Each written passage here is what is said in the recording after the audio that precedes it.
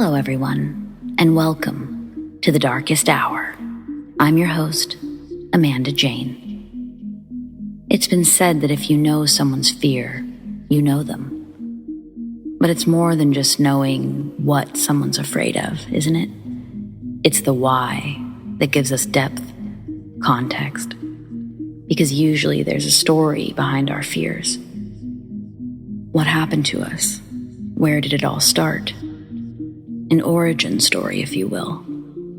Those stories, the ones that take us back to the moment we founded a new fear, where we faced a fear unwillingly, or ultimately let fear guide us as a means to survive.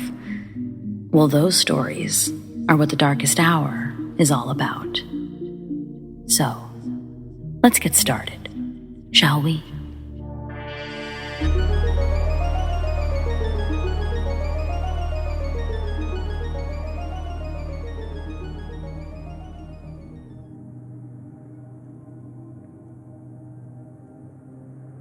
I really don't think ghosts exist. I mean, it doesn't make sense to me, and I really hate the ghost shows on TV. They're all so damn fake, it's painful. Having said that, I will tell you a story about something I experienced but can't explain. So the answer is really up in the air. I know it's hard to believe a random person on the internet, but let me just say this story is 100% true, and I just want to put it out there on a non-judgmental space. I was about 14, and there was a family that lived behind us on an adjacent street, but you could walk between our yards like you find in American neighborhoods. It was late afternoon, maybe 6 p.m. There were a couple of girls that lived there close to my age that I didn't know too well. They saw me in my backyard and asked what I was up to because they were bored. We ended up hanging out and they invited me over to jump on their trampoline. We talked and jumped for an hour or so. While jumping, I noticed there was a basement storm door on the back of their house, and I had actually never seen one, so I was intrigued. Most basements here just have normal stairs from the main level. I really wanted to open it and see how the door worked. I inquire about it, and the older girl said, "Yeah, we only go in there if there's a tornado. My mom says it's haunted." I'd always been dismissive of hauntings and ghosts and said, "Oh, I don't really believe in ghosts." The younger girl giggled, and the older one was more serious. "Go down there if you aren't afraid then," she said, pretty much daring me to do it. Why does this sound so much like a movie? Well, I accepted her dare, and I went over to the storm door and unlatched it. I pulled up the heavy door, and to my surprise, both doors actually came up at the same time due to the levers and gears. It was actually quite cool to me, so I closed it and opened it again. It was half lit from the few small windows in the basement and a little cluttered with old junk. Not very dirty and no spiderwebs, though. Seemed like a pretty normal basement. I went down the steps, and the girls actually followed me halfway down. I reached the bottom step, and I looked back at the girls. The younger girl pointed at me to keep going. I made my way close to the opposite corner of the basement and looked around. It almost seemed like someone lived down there. Books were neatly placed, and there was a little couch with an end table next to it.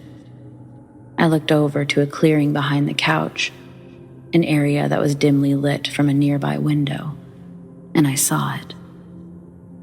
My whole body froze up for a moment, and I felt a massive adrenaline rush that started to shake my hands and water my eyes. About 8 feet away, a green-tinged but mostly white, almost transparent, cloud of mist in the rough shape of a man, and it was half floating, half standing, just looking at me. I heard the girls run up the rest of the stairs without a word. I was locked on this figure, and it was locked on me, frozen in fear, almost like we were both waiting for the other to make a move. I felt like it was watching me, but there were no eyes or a face. just a head shape in the mist. Nothing happened, but I stood there staring into the shape for at least 15-20 seconds. The shape very slowly rotated around, like you would expect mist to do, but kept the shape in position. Then, it looked like it started to stretch out an arm. I immediately turned and ran, very, very fast, even though it felt like I was running in sand. I didn't look back. I just ran all the way up the stairs and out. I stopped at the trampoline about 20 feet from the basement door. The girls were gone. I looked back at the door, still wide open, and decided I had to work the courage to go close the door. I moved over slowly to the door and grabbed the corner, peeking over it into the basement. I didn't see anything and started to close the door. About halfway through closing the door, it was ripped out of my hands and slammed shut. It was loud. I heard the steel sound echo throughout the basement. It was jarring. It hurt my fingertips, and it didn't do that before when I closed the door the first time. You actually have to push it down for it to close all of the way, with how the mechanism keeps it from possibly falling on your head. I stumbled back and caught myself from falling. The girls were nowhere in sight, so I just went home, sat in the living room with my parents, not saying anything. I never actually talked to those girls again. Every time they saw me, they would run around and try to hide from me. They moved away after a couple of years. My guess is that they saw it too, and it affected them more than it did me. My parents still live over there, and sometimes when I visit, I think about it. You can see that storm door from the kitchen window, and it gives me pause every time I see it. I don't know what it was. I probably never will. It didn't change my mind that much about ghosts. I just simply can't explain what I saw. As far as what I saw, it's so hard to explain in words. It was definitely the shape of a man, almost like if you used a projector to put a shape on a cloud of smoke. But it wasn't neat, very wispy, not like an image. It had a very aggressive presence, and I felt like I was in danger. I felt the overwhelming sense of an imminent attack, which is why I was full of adrenaline and almost ready to fight for my life. I had a rough upbringing, and I'd been in many fights as a kid, so I wasn't sensitive. The adrenaline was racking my body, and I was absolutely sore that night, like I had just had my ass kicked. I just knew that whatever it was, if it was real, it was not friendly, and I was going to fight if I had to, and run if I had the chance to escape.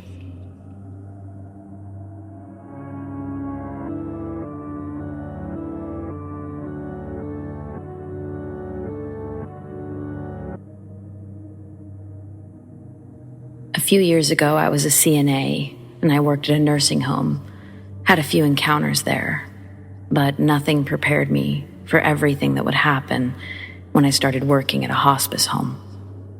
It essentially is where people go to die, people that are sick and don't have a lot of time. The facility was amazing and worked quick on getting people in. The point is, a lot, and I mean a lot of people passed away in that building, and a lot when I was working, 7 p.m. to 7 a.m. I always opened the window in the resident's room after someone passed away, my way of freeing the spirits so they wouldn't be trapped.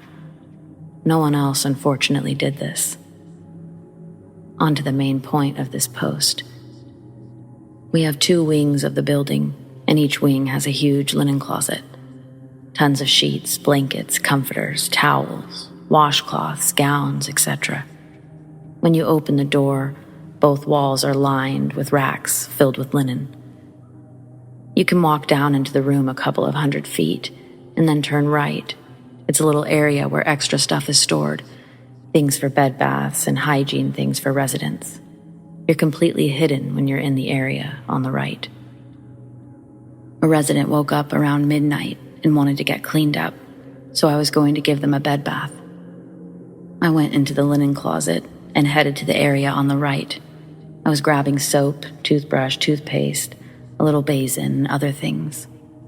I heard the linen closet door open and close.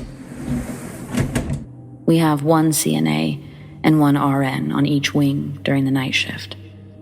I figured it was the nurse or the CNA from the other side. Sometimes we grab each other if we need help. I then heard a female voice. "Hello? Hello? I'm just grabbing stuff for a bath. Do you need help?" I answered, figuring it was the nurse. "I'm so cold. I can bring you a blanket. Maybe I'll throw it in the dryer again like last week." I laugh. I turn around and head to walk down the main area of the linen closet, and nobody is there. I didn't hear the door open again, so no one left, and there's no place to hide. I then feel someone grab my shoulder. I scream and drop everything as I turn around so quickly, and of course, nobody's there. I ran out of there so fast. I tried to tell the nurse, but I wasn't making any sense until I calmed down. She stuck by my side the rest of the night. I didn't go back into the linen closet that night. When they grabbed me, it felt like they touched my bare skin, and it was so cold.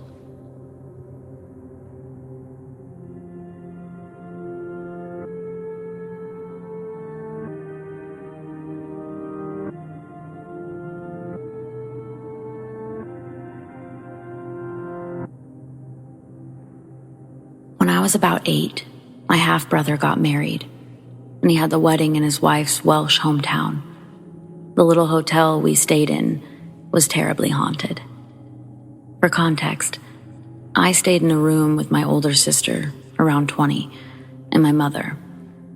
In the next room, my dad and brother had their space, but they experienced nothing. We did. Here are some creepy things that happened. On the first night, we left to get dinner, and upon coming back, could not open the door. The key we had refused to turn any kind of way, and the door was locked, firm. We rattled and pulled the handle literally every way that it would turn, to no avail. Then a member of staff came around the corner from a smoke break, looked at us strangely, and casually opened the door without any kind of key or struggle. That was fucking weird. Next, the room. The shower was absolutely being messed with. When any of us, except my mother, tried to get in the shower, it would quickly burst up to boiling for my sister and freezing cold for me. And when we jumped out and tested the water, it would stay perfect for ages. It literally did not change until we got in the shower. Then it would immediately rise or fall. I also mentioned feeling watched and scared to my mother after showering. On our last morning, a lot of chaos was happening trying to get packed and ready to go.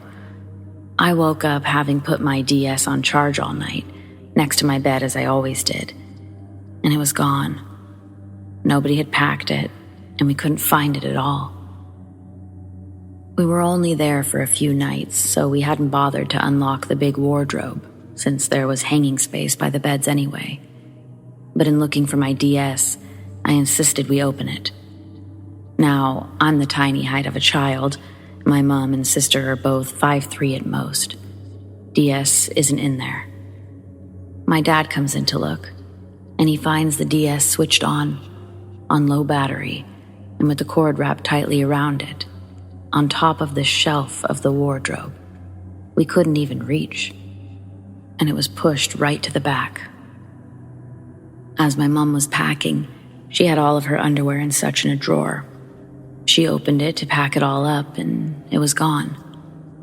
So she assumed my sister packed it. She had not. Upon opening the drawer again, it was still gone, and everyone saw this. She opened every single drawer in the dresser, and they were all empty.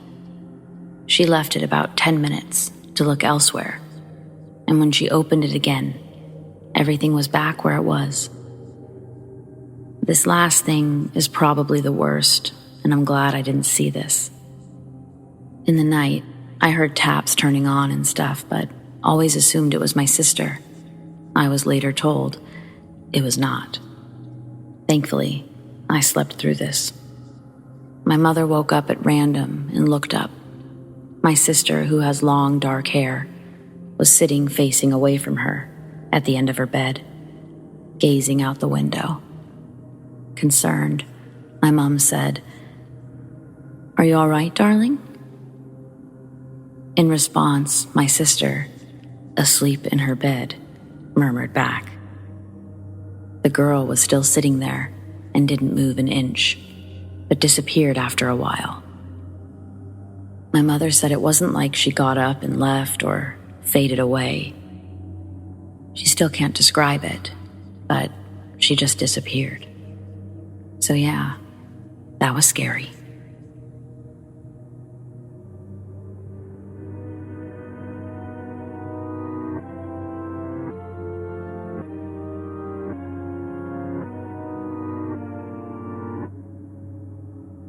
Years ago, my mornings and evenings involved me taking the subway to and from work.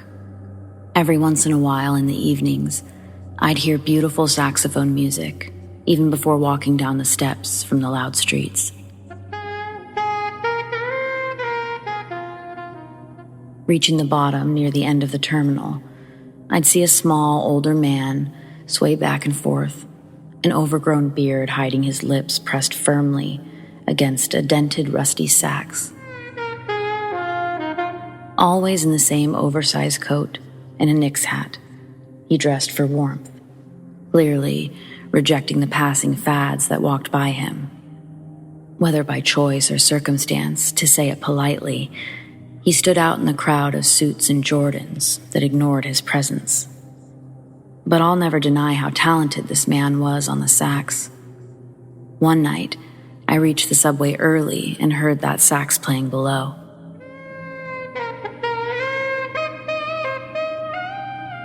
It was winter, and I had a couple of dollars in my pocket I'd won from a scratch ticket earlier that day. I remember thinking, maybe God gave me this money so I could give it to this guy tonight. Maybe that's why I got here early. I've enjoyed this man's music for so long, from a distance. He'd never known my attention was grasped by it all. Inspired to show him how much he brightens my trips home, I took the $3 out of my pocket and walked over. His saxophone case was closed, so I took the rest of the change out of my pocket and set a couple of coins on top of the dollar bills so they wouldn't fly off. That's when he stopped playing his saxophone. He slowly turned his head to look at me, reminiscent of an animatronic doll. His stare was lifeless and cold. Genuinely confused about the sudden atmospheric change, I started to apologize if I had interrupted him and began to tell him the whole reason I made my way over to him that night. I tried to, at least. Up until he interrupts me saying something like, "Are you with them?" With a quick glance left and right, I saw no one else around us. A couple people waiting for the L train, but nobody close enough to mistake my association with. So I say, no, I just wanted to tell you how much I love your music. He goes, "No, they sent you after me, didn't they?" Then he takes a step towards me. I'm realizing this isn't the situation I had envisioned being in when I made the choice to approach. So, in an attempt to end this interaction as fast as possible, I start backing up and saying, "Nope, not me. I'm sorry, just liked your music. I'll leave." As I retreat, this man keeps shouting accusations towards me and then begins walking to follow me. Thankfully, I hear the L train coming up the tracks, and right when the doors open up, I jump on and find a seat at the last train car. But just before the doors close again, guess who steps on board? Saxophone Man, scanning the empty seats.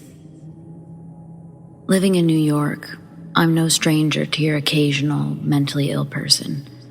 Even up to this point, I didn't conceptualize the backlash my good deed could bring. As the doors close behind him and the subway starts to move, his eyes meet mine, and he starts yelling at me again, calling me government lady. The only other two people on the L are doing their best to ignore the drama unfolding. Saxophone Man has the money I set down on his case, and he throws the change and dollar bills at me. I duck, and I hear the change crash on the wall behind me and splash onto the floor.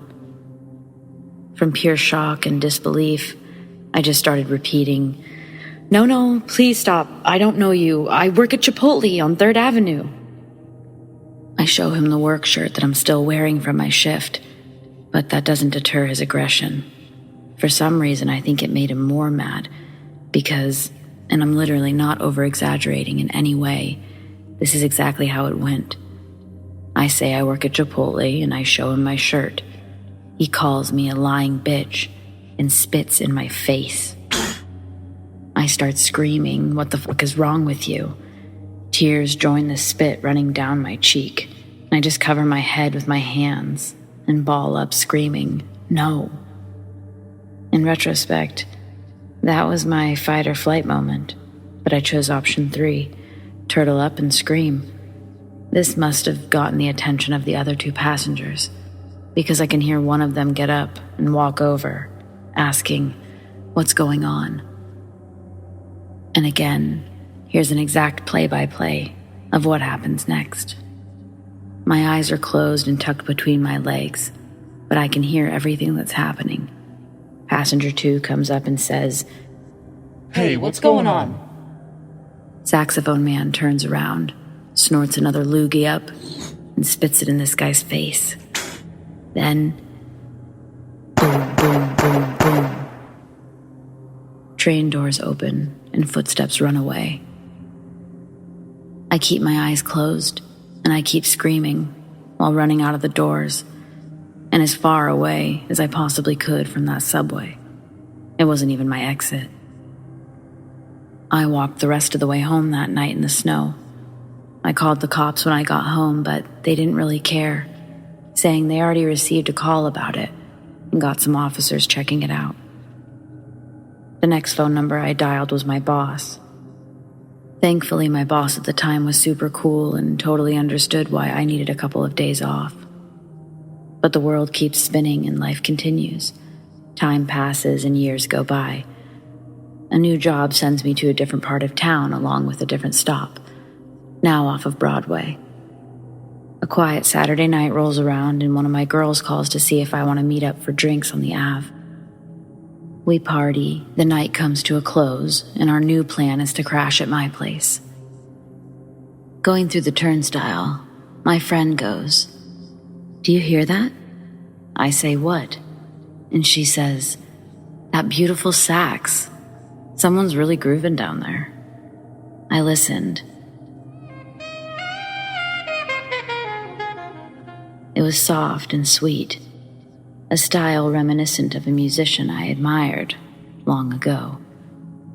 This instantly sobers me and makes the hairs raise on my arm. Real cold shivers kind of stuff.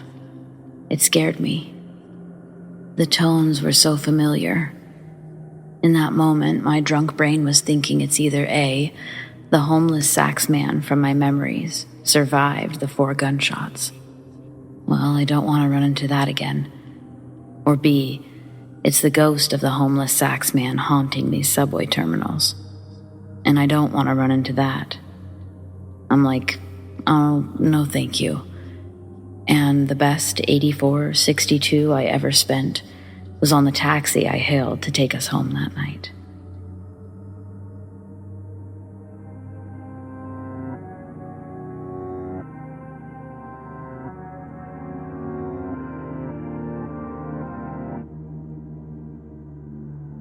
So this has been going on for 2 years, but I moved into this house 4 years ago. I always blamed it on extreme stress and sleep deprivation, but now that I've been feeling better, comparably, and these visions are only getting worse, and longer with this animal I'll describe in a second. It's getting closer and closer each time. It's starting to worry me. It's a tall, emaciated humanoid with pale, dead, flaky skin, long arms, and a tall head with an extendable neck with way too many joints.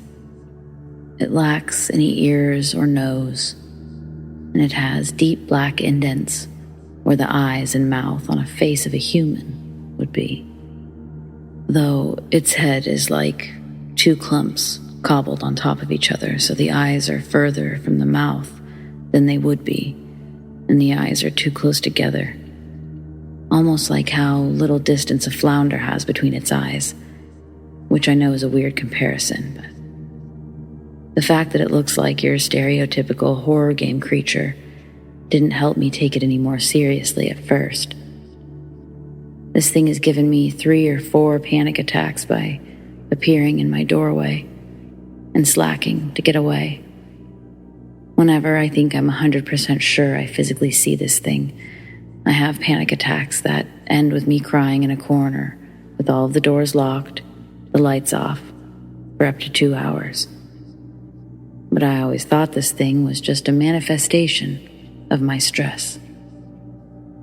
Relatively recently, the physical signs of it have been getting more and more intense.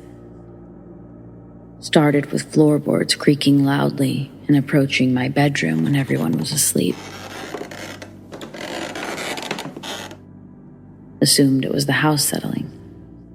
Then came the wailing that seemingly only I could hear. It began in the winter during a snowstorm, so I had been assuming it's just the wind. It's still happening. Sometimes on days with no wind, and sometimes it won't happen at all on very windy days. I haven't mentioned it to anyone. I'm afraid of doing so. Then, the opening and closing of the door of the room which I always feel like I'm in its presence. The laundry room. It's basically just our basement and looks just like one with the exception of the washer and dryer, folding clothes and hampers. I never like going in there, and I can't stand when the door is open to that room because I imagine it running down the hall and grabbing me, as if a flimsy wood door would deter it.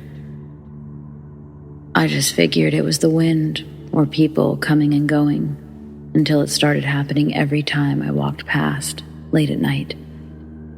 Even after I closed it seconds ago, this doesn't happen in the day for some reason, or at least less in the day. Maybe I just notice it more at night because there's no light in there, so it's exceptionally dark. Then, the scratching noises. This began happening just before the visions intensified. The conditions. I'm the only one awake, it's dark outside, and it's between 9 p.m. and 5 a.m. Figured it was the dogs upstairs. When I realized that wasn't possible, I thought it may be a raccoon or a large bird that's gotten into the walls somehow and has made it their hideout. This isn't a light scratching. It sounded like at least a badger-sized animal, so I've dismissed the idea of it being a small rodent or passerine. Then the visions became vivid. I'd see it. It was a third-person perspective of the hallway it'd come through. I know it has a bloodstain under its right eye, and its dead, flaky skin that's peeling under the left one. I know its mouth looks like an open frown, and I know every detail of the hall, down to the positioning of objects that are often moved around. I think I'm either schizophrenic or this thing may be more real than I thought. I'm posting because my dogs are no longer willing to come downstairs with me at night, just as the visions have gotten their most vivid. Can anyone tell me why these visions are so vivid, despite the fact that my stress has been going down and I've been getting more sleep?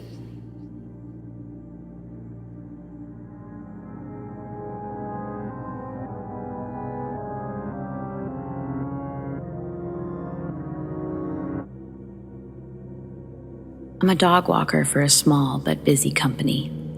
I have one client in a somewhat nicer neighborhood that I go to twice a week in the mornings. Like most people who use dog walkers, they use a lockbox. They decided to keep theirs behind a vase next to their apartment door. It was already a busy Monday for me, and I was in a bit of a rush. I was hoping to get Mia, their Bernedoodle puppy, by 9:45 so that I could stay on track for the day. After finding parking, which is usually hell, I made my way up to the apartment, to their door. I wrapped my hand around the vase, intending to grab the lockbox. Nothing. Wasn't alarmed at first. Sometimes owners forgot to put out lockboxes. Not super common, but it happens. I look around a bit more, but have no luck. So I text the owner. I'll call her Kay. Usually when I text her, I get no response, since she's so busy. But I text her anyway, asking her where the lockbox could possibly be, since it's not in the usual spot. After about 5 minutes passes without a response, and I'm honestly getting a bit irritated. I already have a busy day driving all around the city, and now I'm going to be running behind. So, I start knocking. There's a chance her husband was home. Sometimes he is. I knock about 3 separate times until I hear some shuffling upstairs. So someone is home. It takes a bit of time, but I hear someone making their way down the stairs. It's taking a bit of time, but someone is coming down. The door opens. It's not Kay, nor is it her husband. A man stands in front of me. He's only wearing a white towel that's barely hanging off of his hips. He's holding Mia in his arms, and he looks extremely caught off guard. I'm confused and also caught off guard, but I'm not quite horrified. Maybe they were having a visitor stay with them, or maybe someone was having an affair. Maybe that's why the lockbox was absent. Hey, I'm here to take Mia for her walk.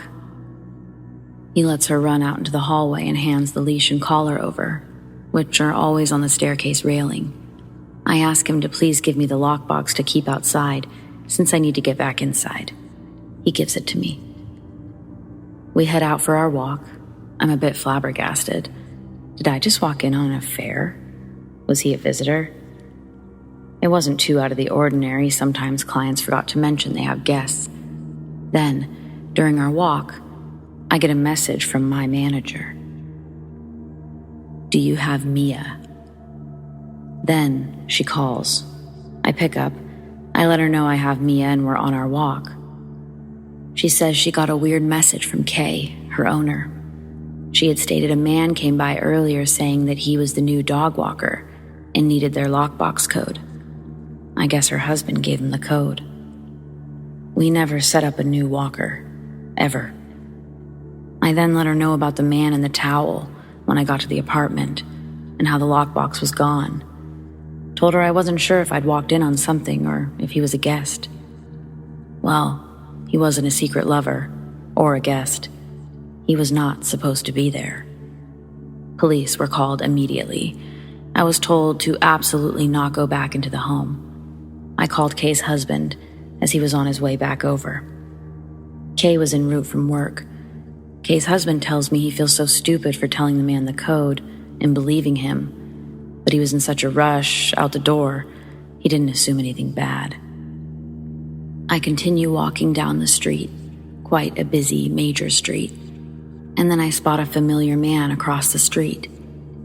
He runs across the street towards me. He's holding a beer in his hand. Hi, doggy, he goes. It was the same man from inside the apartment. He ran back across the street.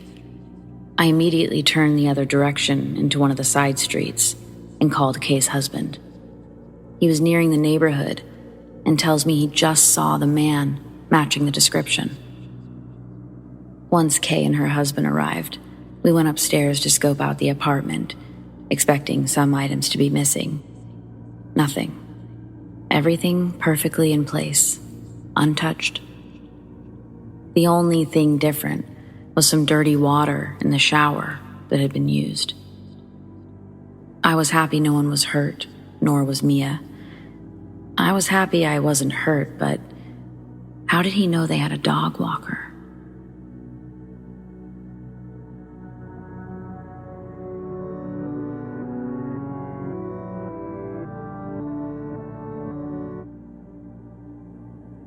A long time ago, when I was a child, about 11 years old, living on a rural farm, I had a friend, a boy my age, and he was my neighbor's grandson. She was a lovely woman who lived down the road, her property connected to ours, and at the end of her driveway was the local school bus stop. I used to visit before school for a cookie and cordial and a chat. Sometimes her grandson would visit, and we'd get up to mischief with a quad bike. There was also a go-kart that sat in the garden, and sometimes we'd climb the hay barn and sit on the top. But it was the quad we had the most fun with. We would try to make a ramp over a ditch in her front paddock, and probably the most dangerous was a game where we would try to push each other off the quad while we were driving, taking in turns, trying to knock each other off, and then racing away while the one pushed off chased after the other, and it started all over again. This was a very dangerous and kind of stupid game. I realize that now, but as a kid I was invincible and naive, and this was normal for us. Once we even climbed the giant hill behind my house and raced each other rolling down it. That time there was a girl with us too, Melissa. I never saw her again after that. But I digress. This story is about Justin. He was kinda cute with his blonde hair and blue eyes, but I was at that stage where boys are gross, and sometimes he would tease me and make me upset. Now, so far everything sounds normal, right? Well, this is where things get weird. One day, we were hanging out on the upper level of the hay barn, and he was talking about jumping off onto the dirt road below. He tried to dare me to jump, and I got scared and refused. It was a long way down, and I didn't want to get hurt. I'd been practicing jumping off the shed roof at home, as this wasn't the first time he talked about it. But that roof was only a quarter of the height, and I'd land on grass and still hurt myself a bit. Anyway, he started teasing me and calling me names like chicken and making chicken noises. I got real upset and started to cry. He said, "Don't be such a wuss. I did it, and I'm fine." I called him an idiot, and as I climbed down, I told him I wasn't playing with him anymore, and I ran home. The next day, I went back to his grandmother's to see if he would play with me, but I couldn't find him anywhere, so I knocked on her kitchen door and asked if she'd seen him around. The look on her face wasn't one I expected. It was a look of shock and sadness, and she asked, "How did I know him? Where did I get that name?" I just looked at her confused and said, "He's your grandson." She gasped and invited me in, and once I was inside, she handed me a framed photo, asked me if I recognized the boy. I said of course I did, it was Justin. I was really confused by this point, so she sat me down at the table and told me the story of how her grandson had died in a terrible accident years before we'd even moved here. Justin had slipped and fell off the second level of the hay barn. He died instantly, snapping his neck. At first, I didn't believe her, as I was sure she'd seen us around the farm. She said no, she'd seen me running around and quite enjoyed me being there, as it made her remember the fond memories she had of kids running around. That since his death, there just weren't any kids around. It was at this point I realized that when Justin was there, he always called out to me when I was walking up the path to visit her, and then I'd run off and play with him. We sat and we talked for a while, as she wanted to know everything about what we did. When I told her about the quad bike, she laughed, said he always loved that thing, but it had sat in the shed since the accident, and it wouldn't run anymore. I also told her about rolling down the hill, but she had no idea who Melissa was. Anyway, it was late, and I had to go home. As I left, I noticed the go-kart in the garden. It was not shiny red as I remembered it, but a rusted, faded orange, with wheels half stuck in the ground, as if it had stopped working years ago. I asked her if that was his, and she said yes, she couldn't bear to get rid of it, so she made it a permanent part of the garden. I never saw Justin after that, but I was keeping a diary of sorts, hidden under a bridge in a waterproof container with a pen, and every now and again, I would discover writing that wasn't mine, until I had to move out in a hurry and couldn't take it with me. Years later, I was going through my phase file, and I saw Justin's name along with Melissa's, and my social worker had written that I had a wonderful imagination, and that due to my loneliness and isolation, I had invented them as imaginary friends, as no children lived anywhere near me. I know they weren't imaginary friends, as I remember them so vividly, and in the case of Justin, I wasn't the only one who remembered him. Also, how could I play such a dangerous game on the quad by myself? That thing had a cutoff switch that would stop it the moment the driver got off. So how could I chase it unless Justin was driving? And also, how did I know how to drive it, as she stated that it didn't run? Also, she's a smart, caring woman. She would not have let me do something so dangerous. So where did I go where she couldn't have seen me? We were driving around the front paddock only a few meters from her house. So many questions left unanswered, but I do know this. I miss my crazy friend.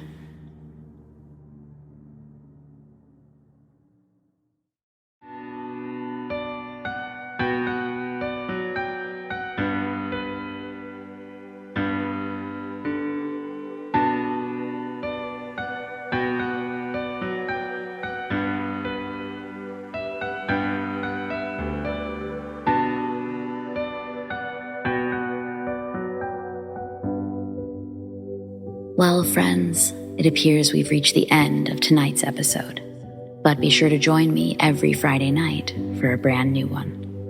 I want to thank you for being here, for listening, and I want to thank everyone who shared their stories. Don't forget to like this video, to subscribe to The Darkest Hour if you haven't already, and tap that bell so you don't miss a thing. Keep up with me in all things Darkest Hour by following me on Instagram and the Darkest Hour subreddit at thedarkesthouryt. If you want to support the channel in other ways, consider becoming a patron. You'll see your name at the end of every video, like MISANTHROPIA, Monica L, ALISHA S, and Rat Girl. You'll also have early access to episodes, handwritten greetings from me, and more. I've put the link in the description, so check it out. Do you have stories like these? I'd love to share them. Send them to me. amandadarkesthour@gmail.com. Stay spooky.